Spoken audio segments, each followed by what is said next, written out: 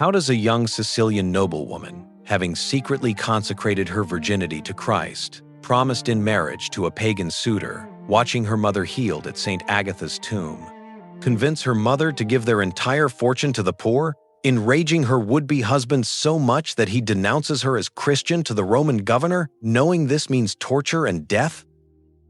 What kind of courage stands before a Roman governor who threatens prostitution, torture, and execution, and responds calmly that the body cannot defile the soul if the will refuses consent, then endures, having her eyes gouged out, being set on fire, and finally a sword through her throat, all while refusing to deny Christ? Why is this 4th-century Sicilian virgin-martyr, whose name means light, whose feast on December 13 became Scandinavia's beloved Lucia celebration, who is named in the Roman canon alongside the Apostles, relatively unknown to many modern Catholics, despite being one of Christianity's most ancient and universally venerated saints? This is the story of Saint Lucy, the girl of light who defied darkness, the wealthy virgin who gave everything away, the young martyr who faced eye gouging and fire while proclaiming Christ, proving that light shines brightest in darkest times.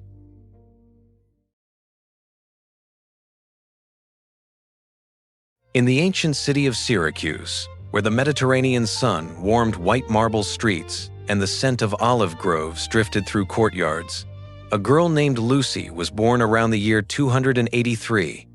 Her name meant light in Latin, a gift from parents who could not have known how prophetically they had chosen. She entered a world of privilege and comfort, her family among the wealthiest Christian nobles of Sicily. But wealth could not shield her from early sorrow. Lucy's father died when she was still young, leaving her mother Eutychia to raise her alone.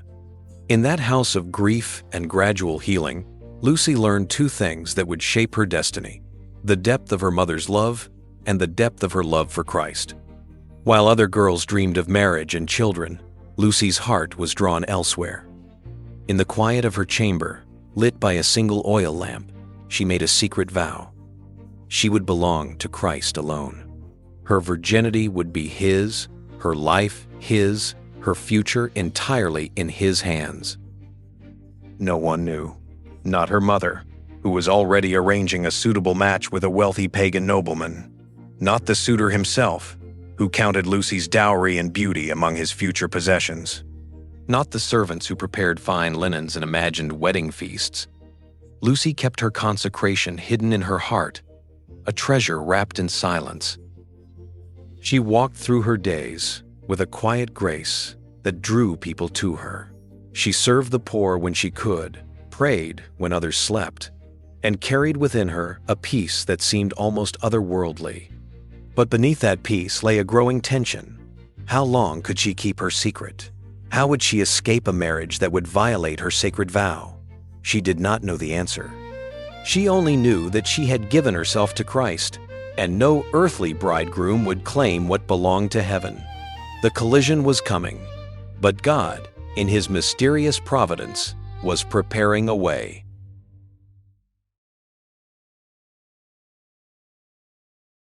For years, Lucy watched her mother suffer. Eutychia was afflicted with a hemorrhage that no physician could cure, a condition that mirrored the woman in the Gospels who touched the hem of Christ's garment. Medicines failed, treatments brought no relief, hope faded with each passing season, and Lucy's heart ached to see her mother grow weaker. Then, Lucy remembered Saint Agatha. Agatha had been martyred in Catania just 50 years earlier, another Sicilian virgin who had chosen death over dishonor. Her tomb had become a place of pilgrimage, where miracles were whispered of and healing was sought. Lucy approached her mother with a bold proposal. They would make the journey together. They would pray at Agatha's tomb and ask for God's mercy. Eutychia, worn down by years of illness, agreed. Mother and daughter set out on the dusty road to Catania, their hearts carrying both hope and desperation. When they arrived at the sacred site, they knelt together, their prayers rising like incense in the cool darkness of the shrine. That night, as Lucy kept vigil beside her sleeping mother, something extraordinary happened. Whether in dream or vision, Saint Agatha appeared before her. The martyr's face was radiant, her voice gentle but firm. "Lucy, my sister," she said, "why do you ask of me what you yourself can obtain? Your faith has already healed your mother, and you shall soon be the glory of Syracuse, as I am of Catania." Lucy awoke with tears streaming down her face. When morning came, Eutychia rose from her place of rest and realized she was healed. The hemorrhage that had plagued her for years had stopped. Color returned to her cheeks. Strength flowed through her limbs. Mother and daughter wept together, their joy mingled with awe. In that moment of gratitude, Lucy saw her opportunity. "Mother," she said softly, "God has restored your health. Let us give him something in return. Instead of saving my dowry for a wedding I do not want, let us give it to the poor. Let us honor Christ with our wealth rather than hoard it for an earthly marriage." Eutychia, transformed by the miracle she had received, could not refuse. They returned to Syracuse with a new mission. The fortune that had been intended for Lucy's wedding would feed the hungry, clothe the naked, and serve the forgotten. Heaven had spoken, and they would obey.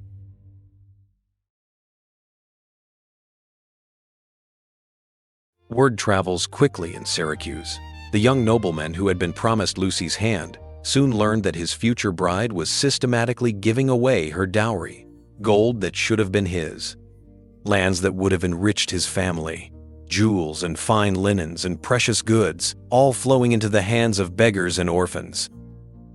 At first, he did not believe the rumors. Then he sent servants to investigate.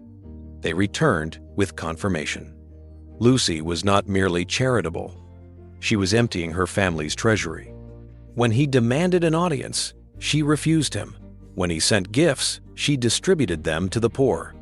When he threatened to involve her mother, he discovered that Eutychia supported her daughter's decision.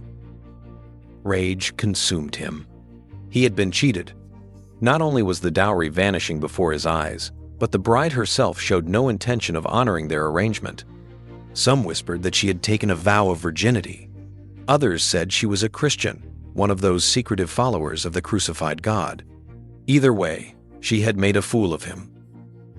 In the year 304, the great persecution was raging across the Roman Empire. Emperor Diocletian had decreed that Christians must sacrifice to the gods or face death. Governors everywhere were hunting down believers, torturing them, executing them. The suitor saw his opportunity. He went to Cassius, the governor of Sicily, and denounced Lucy as a Christian. He told of her refusal to marry, her distribution of wealth, and her secret faith. He painted her as a dangerous subversive who deserved the full weight of Roman justice. Soldiers arrived at Lucy's home that same day. They dragged her through streets she had walked as a free woman, past neighbors who watched in horror, into the presence of the man who held her life in his hands. The trial would be brief. The outcome would be eternal.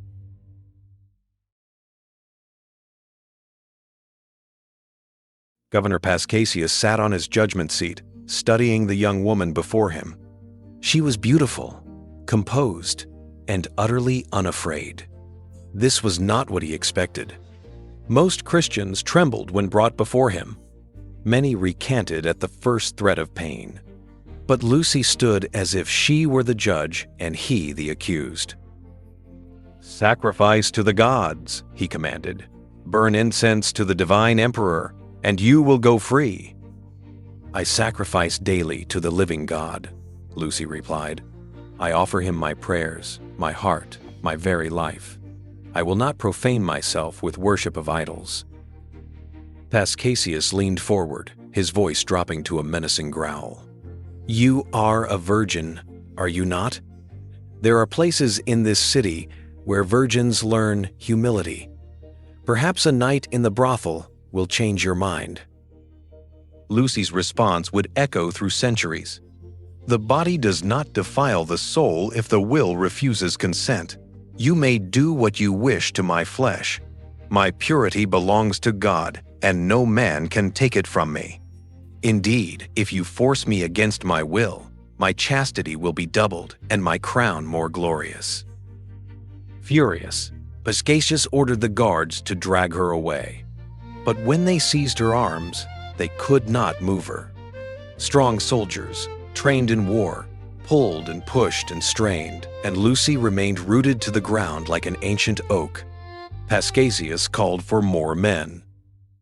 10 guards, then 20, surrounded her, yet she stood immovable. They brought oxen, fastened ropes around her, and whipped the beasts forward. The animals strained against their harnesses until foam flecked their mouths. Lucy did not move a single inch.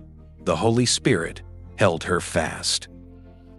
Enraged beyond reason, Paschasius ordered his men to build a fire around her. They piled wood at her feet, poured oil over her clothes, and struck the flame. The fire roared to life, engulfing everything around her, but the flames would not touch her flesh.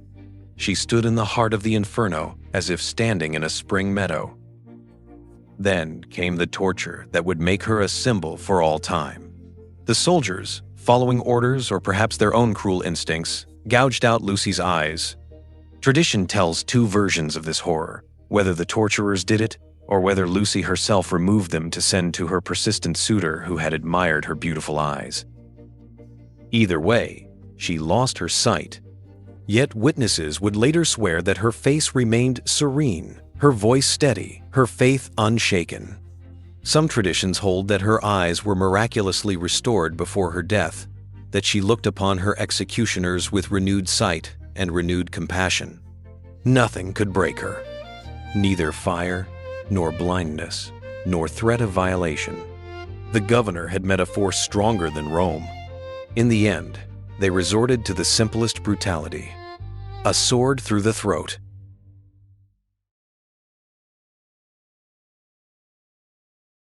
On December 13, 304, in the darkest time of the year, when nights stretched longest and the sun seemed to have abandoned the earth, Lucy received her crown. The blade pierced her neck, but even then, she did not die immediately. Tradition holds that she continued speaking, prophesying that peace would soon come to the church. Within a decade, Constantine would rise to power and end the persecutions. Lucy saw it before she saw heaven.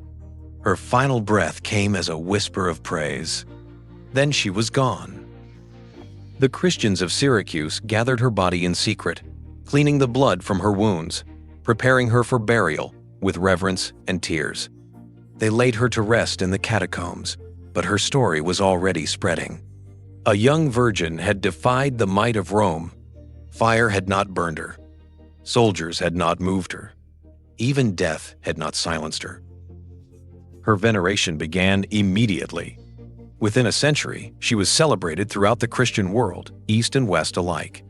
Her name was inscribed in the Roman canon, the most ancient Eucharistic prayer still used today, placing her alongside the apostles and the greatest martyrs of the faith. Only a handful of women have ever received this honor. Lucy's light had become eternal.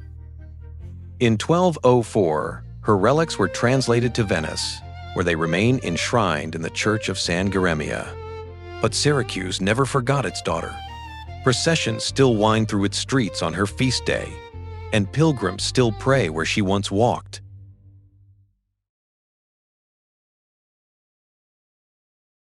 Centuries passed, and Lucy's story took root in unexpected places. In Scandinavia, where December darkness is most profound, her feast on December 13 became a beloved celebration of light returning to the world. Swedish girls dress in white gowns with red sashes, wearing crowns of candles on their heads, and process through homes and churches singing ancient hymns. They embody Lucy, light-bearers in the darkness, hope made visible. The Lucia tradition blends religious devotion with cultural celebration, but its heart remains true to the saint herself. She who lost her eyes became the patron of the blind. She who was martyred in December's darkness became a symbol of light-conquering night. Her name, Lucia, Lux, light, was prophetic from the beginning. Today, she is invoked by those with eye diseases, by authors who need clarity of vision, by anyone walking through darkness and longing for dawn. Her story speaks to victims of sexual threats, reminding them that purity is a matter of will and soul, not merely body. Her example encourages those pressured into unwanted marriages, those who feel trapped by family expectations, and those who must choose between earthly security and divine calling. The paradoxes of her life illuminate the paradoxes of faith itself. She was wealthy, yet she gave everything away. She was promised in marriage, yet she belonged only to Christ. She lost her eyes, yet she saw more clearly than her persecutors. She died in the darkest time of year, yet she became the saint of light. In Swedish homes on December 13, children still wake to see the eldest daughter dressed as Lucia, carrying saffron buns and coffee to family members in bed, candles flickering on her crown. In Italian churches, processions still honor her memory. In the ancient words of the Roman canon, her name is still spoken at every Mass that uses that venerable prayer. Saint Lucy, the girl of Syracuse who chose Christ over comfort, poverty over wealth, martyrdom over apostasy. The virgin whose body could not be moved, whose flesh could not be burned, whose eyes could not dim her vision of heaven. The light that December's darkness could not overcome. She reminds us that our names carry meaning, that consecration matters, that wealth exists to serve the poor, and that purity belongs to the soul before the body. She shows us that standing firm sometimes means not moving at all, that fire cannot burn what God protects, and that losing our earthly sight might help us see eternal things more clearly. When December 13 arrives and the nights are longest, remember Lucy. Light a candle. Speak her name. Let her story illuminate your path through whatever darkness you face. For she who died in winter's deepest night became a beacon that has guided millions toward the light that never fails. Saint Lucy, the martyr of Syracuse, the patron of the blind, the bearer of light. Her body lies in Venice, her memory lives in Sweden, but her light shines everywhere the darkness needs defeating, which is to say, everywhere, always, until the end of time.